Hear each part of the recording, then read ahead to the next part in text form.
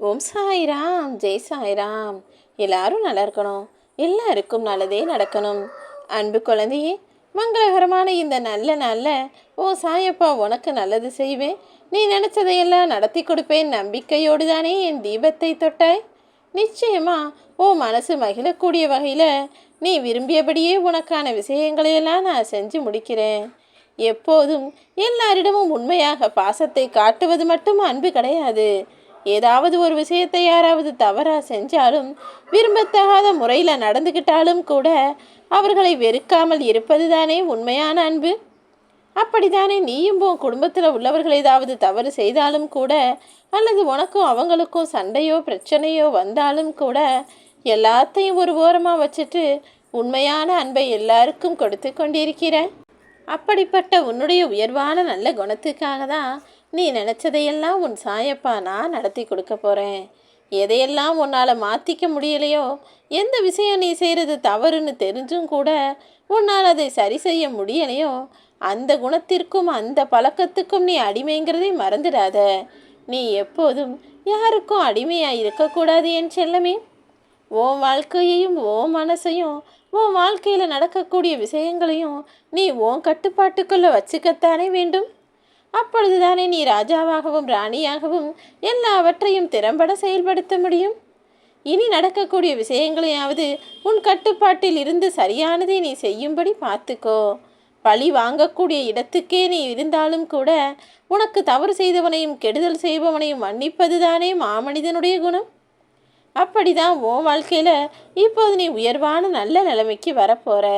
அப்போது உனக்கு தவறு செய்தவர்களும் கெடுதல் செய்தவர்களும் உன் கண்ணெதிரே உலவிக் கொண்டிருந்தாலும் கூட அவர்களை கூப்பிட்டு வச்சு பேசி அசிங்கப்படுத்துறதோ பழி வாங்குற எண்ணமோ உனக்குள்ள வேண்டாமேன் செல்லமே. இந்த உலகத்தில் பிறக்கும்போது எல்லா குழந்தைகளும் மகிழ்ச்சியாக பிறப்பது கிடையாது. ஏன்னா அவர்களுக்குன்னு ஒரு உலகத்தில் கருவறைங்கிற அந்த அழகான இருட்டறையில் நிம்மதியாக இருந்து கொண்டிருந்த காலம் முடிஞ்சு போய்தானே இந்த வெளியுலகத்தில் வந்து பிறக்கிறாங்க. அதனால் அந்த பிறப்பு என்பது எந்த மனிதனுக்கும் மகிழ்ச்சியாக இருப்பது கிடையாது. ஆனால் இந்த உலகத்தில் வாழும்போது நீ மகிழ்ச்சியான வாழ்வதற்கான சூழ்நிலைகளை உருவாக்கி கொள்ளலாம் அல்லவா. முடிஞ்சவரை உன் வாழ்க்கையில் நீ மகிழ்ச்சியாக இருப்பதற்கான முயற்சிகளை செய். கேட்டது எல்லாமே கிடச்சிட்டா வாழ்க்கை மகிழ்ச்சியாக மாறிடும் நினைக்காதே என் செல்லமே. ஏன்னா எவ்வளவோ விஷயங்கள் கேட்டதை நான் உனக்கு கொடுத்துருக்கேன், ஆனால் உனக்கு கிடைத்ததெல்லாம் உன்னிடம் நிலைத்தா இருக்கிறது. எவ்வளவோ விஷயங்கள் ஏன் கிடைச்சதுன்னு நினச்சி வருத்தப்பட்டிருக்க. சில விஷயங்கள் கேட்ட சில நொடிகளிலேயே உன்னை விட்டு விலகியும் போயிருக்குது. அதனால தான் கிடைப்பதும் நிலையானது கிடையாது. ஆசைப்பட்டது கிடைக்கலைனாலும் அதுக்காக நீ வருத்தப்பட வேணாம், அது உனக்கு தவறானதுங்கிறத புரிஞ்சுக்கோன்னு சொல்கிறதுக்காக வந்திருக்கேன்.